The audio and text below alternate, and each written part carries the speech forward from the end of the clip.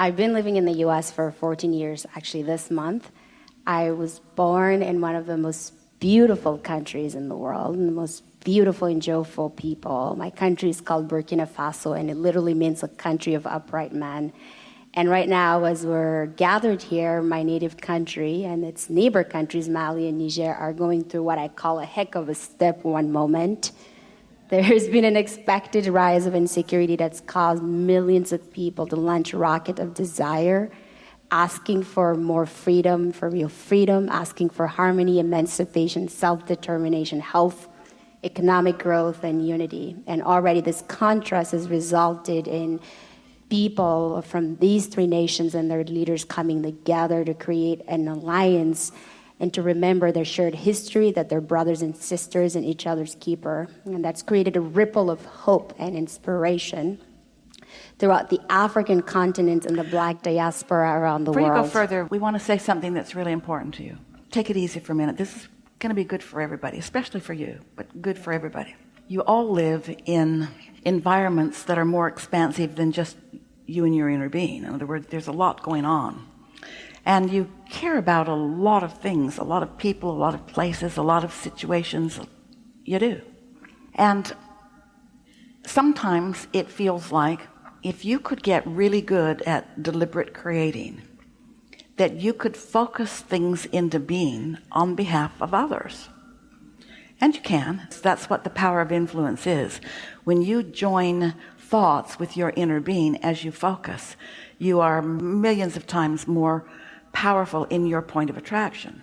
But the key is you have to put yourself into the equation so that what you're asking for, you are attracting to you. Do you follow that? Not really? The reason that we're putting it to you this way is because everyone gets to choose for themselves. Esther discovered that when she's trying to help her basketball team win every single game. That there are a lot of different dynamics going on, and the law of attraction is satisfying all of those points of attraction. And so deliberate creation isn't about intending for large segments of the population. It's about identifying who you are and what you are, and focusing intentionally your thoughts to satisfy the balance within you. Now let's start again. We played with you a little bit about our friend who was in the hot seat just now, and how you could almost play out the movie that she's living in. You can fast forward and see her in her house and see her at the fitness place and so forth. It's helpful to hold someone as your object of attention when you feel all tuned in, tapped in, turned on. But this is the most important distinction that you will ever hear from us. Your intent is for their intentions to be satisfied, not to dictate your intentions to them. There are a lot of dynamics going on. It's like saying, I trust source. I trust that non-physical energy. I trust these individuals who are living their life and who are asking for this. And I trust that all of them are not ready for the dream that I have for them. Because if you think that you can muster enough in order to orchestrate stuff like that, if you could, you would be stepping on the creative toes of others. So what is it I'm doing then, Abraham? What's the point of me even bothering to focus about it? Because you are an uplifter. And as you focus upon the well-being of others, without condemning their rivals, that's the tricky part in that. When you start getting involved in these world disputes, how do you decide? In other words, it's really interesting. People take sides pretty easily without giving a whole lot of thought to a whole lot of it in many cases. But what you want to do is ask for the harmony and the alignment that they can find with each other, and don't try to dictate how it turns out. And when you specify what it feels like, you did that when you opened your book. You began describing this beautiful place and how it feels. That's exactly the work to do. And that's the work in its entirety to do. It's seeing it the way that it feels the very best for you to see it.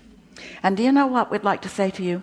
Your inner being, our friend got into this a little bit earlier, your inner being is being responded to by the law of attraction too. And your inner being is therefore in vibrational connection with lots of inner beings. And so when you sync up with your inner being with no resistance, just pure intent for well-being, with as much specifics as you can muster without stepping on anybody's creative toes, your inner being activates those specifics with the inner beings of those that you're focused upon, and a whole lot happens when that kind of connection starts going on. So you can see the results of your well wishes. You'll see them all the time. You'll hear people saying things that came right out of your mouth. You'll realize that you are being heard and that you are passing the baton to someone who really is in a place that they can do something about it.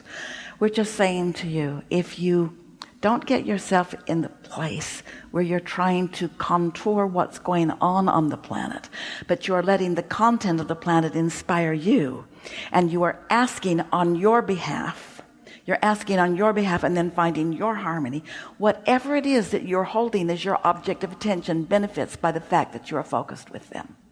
Whatever you hold as your object of attention, when you are tuned in, tapped in, turned on, benefits. So you can see how if you get so involved that you pick a side and push against, now you're not holding anyone as that clear object of attention, and your influence is not more than any other physical being. But when you decide that you're going to enact this energy that creates worlds, oh, what it does for you.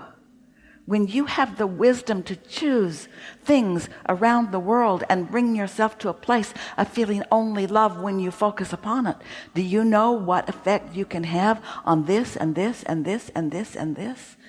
Did you hear the distinction that we're making? Yes. We're not saying don't want it, and we're not saying don't focus. We're saying want it and focus. We're just helping you understand how that happens. So now, Abraham, you're making us schizophrenic again. First you said be specific, and now you're telling her to be general, and we're saying, yeah, we want you to know the difference. We're wanting you to know when to turn up the gas and when not to. You can tell by the way you feel what you're doing with your focus. Yes, it's a really great point, and you really answered my question. I can tell. I have had, my beautiful husband is here with me. We've had the honor this last couple of months to meet officials from the country. We've met ministers, diplomats, even the president himself. We've been around, rooms where people don't get in. Yeah. And I love being in there, tapped in, turned on, in alignment and focus with what I intend and what I want. And when people pick side, I choose not to. And I know that. So you feel extraordinarily well connected. I do. And you are, but Yes. we just explained to you what your extraordinary really connection is. You're handing the baton to your inner being, who will connect with the leader of that country's inner being. That's how that works. That's how that works. And you stand in an attitude of trust and knowing that they all know the real deal. Yeah. Yeah. Really good. Thank you. Really good. Really good. Really good.